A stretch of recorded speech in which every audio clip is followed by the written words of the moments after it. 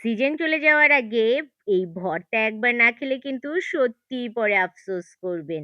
ভাত মেখে যখন একবার মুখে দিবেন সেই লেভেলের একটা শান্তি।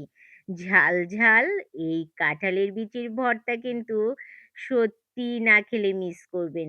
তার জন্য কিন্তু ১ম এই খোসাটা ছাড়িয়ে সিটি দিয়ে নিচ্ছি ২-৩ টা। একদম গলেও যাবে না, আবার শক্তও থাকবে না। এখন তুলে রেখে কেউ যদি চান লাল অংশ ফেলে দিতে পারেন আবরণটা। আমি আর ফেলবো না। একটা কড়াই বসিয়ে তাতে কয়েকটা চিংড়ি মাছ ভেজে তুলে নিচ্ছি। তারপর ওই তেলেই আমি পেঁয়াজ আর কাঁচামরিচ ভেজে নেব একটু লাল, লাল করে। তারপর ওতে দিয়ে দেব কাঁঠালের বিচি। কাঁঠালের বিচিগুলো একটু ভালো করে ভেজে নেব।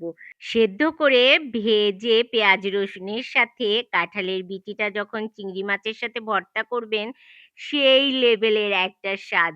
নাম শুনেই জিভে জল চলে আসে।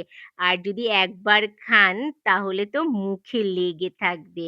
মনে হবে কবে আবার এরকম ভর্তা করে খাবেন। আর কাঁঠালের বিচি বেশি সংরক্ষণ করেও রাখা যায় না।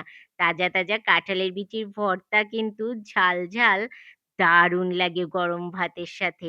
ভর্তাটা কিন্তু আমার একদম করা হয়ে গেছে। এখন শুধু একটু সরিষার তেল দিয়ে ভালো করে মেখে নেব। তাহলেই কিন্তু একদম কমপ্লিট গরম ভাতের সাথে খাওয়ার জন্য।